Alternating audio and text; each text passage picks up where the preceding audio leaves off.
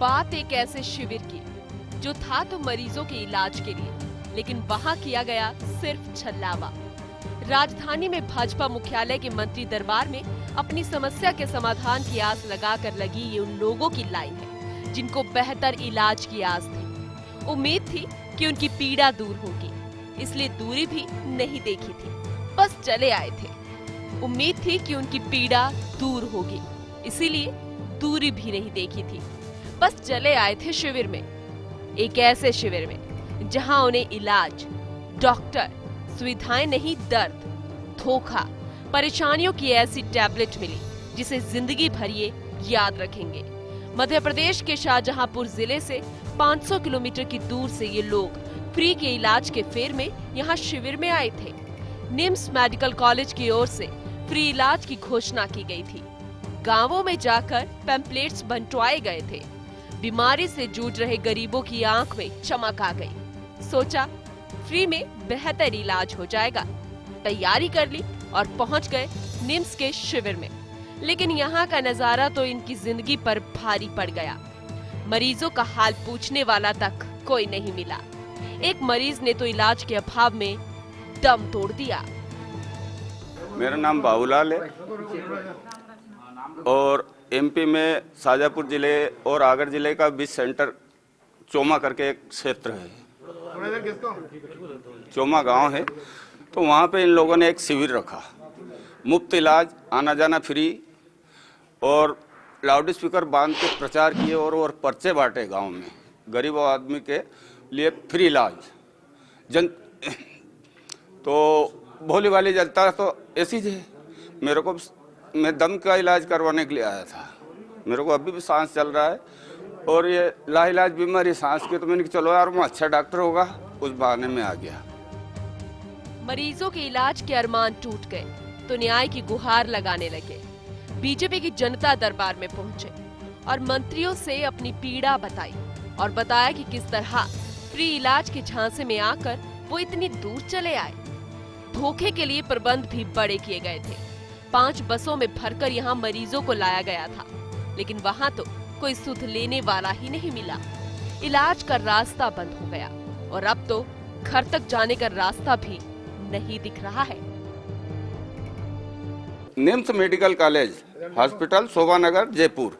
हुआ क्या आपके साथ? आपको बुला फिर वहाँ गाड़ी सुबह 8 बजे से इन लोगों ने हमको बिठाया, यहाँ लाके सबके पर्चे नाम लिख लिए, सबको पलंग दे दिया, बिस्तर दे दिया। आए उस दिन और कागज में फाइल बन गई और किसी को एक टेबलेट लिख ली, कागज में ही जांच बन गई, कागज में इलाज हो गया, कागज में सारा काम हो गया। और हमारे साथ एक कालू सिंह करके जो एक लाइनमैन था, वो भी हमारे साथ इलाज करवाने आया था। वो ऊपर पहुंच गया। हमने एम्बुलेंस करके उसको, बुरला गांव का है, हाँ, इन्होंने एक टेबलेट नहीं दी उसको रिलीफ के लिए कि ये वो मरते मर गया, और ना हमें भी नहीं दी। अब धीरे धीरे कोई जहाँ इलाज नहीं है वहाँ रहने से फायदा क्या। इसलिए हम लोग उठ गए, इसलिए हम यहाँ आ गए। पैसा तो है नहीं इनके पास, तो ये चले जाए, जिसके पास पैसा था वो लोग चले गए। कितने लोग आए थे आप लोग? 5 मोटर भर के आई थी। यहाँ मंत्री साहब के पास गए थे तो वो मंत्री साहब आज जनसुनवाई में निकल गए, तो गर्व से मैं इनको यहाँ लेके आया, यहाँ आ गए हम। तो यहाँ भाई साहब से मुलाकात हो गई मेरी। तो जनाब, इन आंखों को देखकर फ्री की इलाज की चाहत रखने वाले भी अपनी आंखें खोल ले और देख ले कि कैसे इलाज के नाम पर धोखा हो जाता है। बहुत दूर से आए थे लेकिन इलाज से भी बहुत दूर रह गए। धोखे का ऐसा ट्रीटमेंट मिला कि अब न्याय के लिए चक्कर काट रहे हैं। सोच रहे हैं इलाज पूरा नहीं मिला, पर कम से कम न्याय तो पूरा मिल जाए। फर्स्ट इंडिया के लिए जयपुर से लाल सिंह फौजदार की रिपोर्ट। तो फ्री इलाज का सपना दिखाया, पैम्पलेट्स बांटकर भरोसा दिलाया। फ्री इलाज का सब्ज बाग आंखों में लेकर मध्य प्रदेश के शाहजहांपुर जिले के चोमा गांव से चलकर जब सैकड़ों लोग चिकित्सा शिविर में पहुंचे तो उनकी आंखें नम हो गई। सैकड़ों बीमार महिला पुरुषों के साथ दिल्ली रोड पर स्थित निम्स मेडिकल कॉलेज के शिविर में ये धोखा किया गया है। वहीं भाजपा मुख्यालय पर मंत्री दरबार में जब इन सब ने अपनी पीड़ा बताई तो वे आंसू को रोक नहीं पाए। और ये पूरा मामला जनता का है जो आज बीजेपी के मंत्री दरबार में भी पहुंचे। जरा ये रिपोर्ट देखिए।